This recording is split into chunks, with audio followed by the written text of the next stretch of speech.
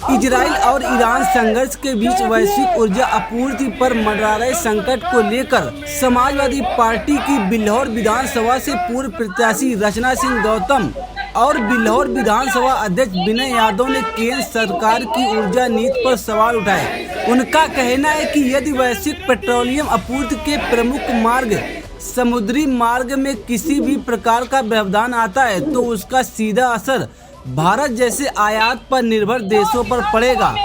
वहीं रचना सिंह ने आरोप लगाया कि देश में रसोई गैस के पर्याप्त रणनीतिक भंडार का अभाव प्रशासनिक दूरदर्शिता की कमी को दर्शाता है। उनके अनुसार कई क्षेत्रों में गैस सिलेंडर की आपूर्ति बाधित हो रही है, जिससे उपभोक्ताओं को लंबी कतारों में खड़ा होना पड़ रहा है।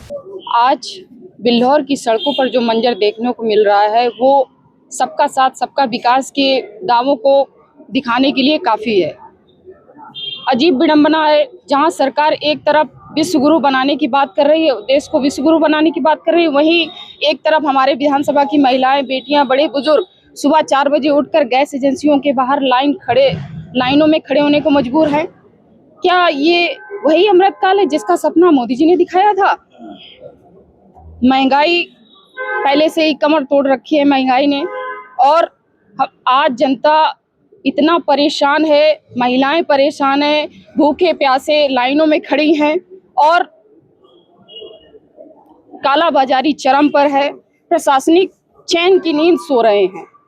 मैं महामहिम राज्यपाल मुख्यमंत्री जी से सीधे पूछना चाहती हूं कि जो जनता के घर का चूल्हा नहीं जब जलेगा तो जो चकाचौंध का आपका विकास का काम है वो किस काम का है? उन्होंने यह भी कहा कि सीमित आपूर्ति का फायदा उठाकर कुछ गैस एजेंसियों द्वारा कालाबाजारी की शिकायत भी सामने आ रही है, जबकि बुकिंग के बाद भी सिलेंडर समय पर नहीं मिल पा रहा है। वहीं बिल्हौर विधानसभा अध्यक्ष विनय यादव ने कहा कि भारत अपनी कुल खनिज तेल आवश्यकता का बड़ा हिस्सा आयात करता है और इसका अधिकांश हिस्सा समुद्री मार्ग से होकर गुजरता है। ऐसे में यदि मार्ग पर संकट गहराता है तो देश की ऊर्जा सुरक्षा प्रभावित हो सकती है। उन्होंने केंद्र सरकार से ऊर्जा आयात के वैकल्पिक स्रोत और मार्ग तलाशने के साथ साथ दीर्घकालिक रणनीतिक भंडारण क्षमता को मजबूत करने की मांग की। इसके साथ ही उन्होंने किसानों की समस्याओं का भी जिक्र किया। कहा कि आलू उत्पादक किसानों को उनकी फसल का उचित मूल्य नहीं मिल पा रहा है। सरकार झूठ बोल के सत्ता में आई है और झूठ बोल रही है। 2014 में जब सरकार आई थी, अच्छे दिन के वादे करके सरकार आई। आज भारतीय जनता पार्टी की केंद्र में सरकार, 12 साल केंद्र में हो गए, 9 साल हो गए हैं यूपी में, 21 साल की सरकार लगातार। जब सिलेंडर के रेट उस समय जब कांग्रेस की सरकार थी 300 रुपये में, तब 1100 रुपये हो गया। सिलेंडर के रेट बढ़ा दिए। रेट बढ़ाने के बाद में कालाबाजारी शुरू हो गई। 1800-1500 पेपर ने लिखा है। और इसके अलावा आप किसी गैस एजेंसी पर चले जाइए, आपको वहाँ इतनी लाइन लगी है कि महिलाएं परेशान है। दूसरी सबसे समस्या इस बात की है कि सरकार पूरी तरीके से सोई हुई है। इस समय शादियों का समय चल रहा है और गरीब आदमी, पैसे वाले लोग तो सिलेंडर की बात ही नहीं करते। जो गेस्ट हाउस 10 लाख रुपए का करेंगे, जो शादी 5 करोड़ की कर रहे हैं, वो सिलेंडर के पीछे क्यों पड़ेंगे? लेकिन सिलेंडर के लिए वो गरीब किसान, मजदूर, बेसहारा जो चंदा करके शादी करता है, वो लोग सिलेंडर के लिए लाइनों में लगाए हैं और उनको सिलेंडर नहीं मिल रहा है। और सरकार पूरी तरीके से झूठ बोल रही है और इस सरकार में महंगाई कमर तोड़ रही है। और हमारे विधानसभा में इसमें, क्योंकि हम लोगों ने सिलेंडर को लेकर के, और सबसे ज्यादा ये क्षेत्र जो हमारा है बिल्हौर अरवल का, आलू को लेकर के, आलू में सरकार, पहले तो धान में किसान परेशान हुआ, अब आलू में कमर टूट गई सरकार की। आलू खेतों में खोदे नहीं जा रहे हैं, कोल्ड वाले खुदवा रहे हैं। इतना किसान परेशान है, लेकिन सरकार की तरफ से कोई सुनवाई नहीं है।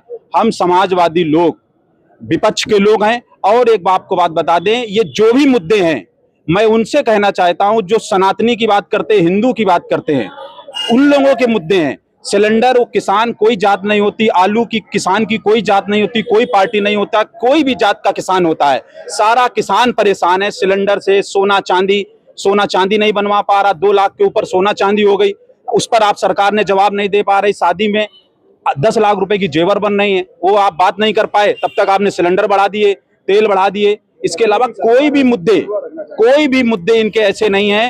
भारतीय जनता पार्टी की 21 साल की सरकार, कोई भी ऐसा मुद्दा नहीं है जिसमें गरीब किसान को लाभ हुआ हो। इसने नफरत की बात करी है, इसने एकरंगी बात करी है। इसको केवल एक जात एक कलर पसंद है, इसलिए हमारे दलित पिछड़े अल्पसंख्यक समाज के गरीब लोग सड़कों पर लाइन लगा रहे हैं। चाहे गैस एजेंसी की लाइन की बात हो, चाहे आपकी वो खादों पर लाइन की बात हो, चाहे वो नोटबंदी के एटीएम की लाइन की बात हो, चाहे वो ऑक्सीजन में लाइन की बात हो, सारे वो पीडीए समाज के आदमी के अलावा आपको कोई आदमी पैसे वाला लाइन में नहीं मिलेगा। अगर ये महंगाई कम नहीं होती तो अगला स्टेप आपका क्या होगा? महंगाई, हम लोग विपक्ष के लोग हैं, हमारे नेता माननीय राष्ट्रीय अध्यक्ष अखिलेश यादव पीडीए के नेता हैं, वो जैसा आदेश करेंगे, हमारे नेता का आदेश होगा, हम लोग आंदोलन सड़कों पर करेंगे और बहुत बड़ा प्रदर्शन करेंगे। हमारे नेता ने आज लोकसभा में, जिस दिन से आलू का चल रहा है उस दिन से हमारे नेता लोकसभा में आलू का मुद्दा उठा रहे हैं, सिलेंडर का मुद्दा उठाया है, महंगाई का मुद्दा उठा रहे हैं, डीजल पेट्रोल से लेकर के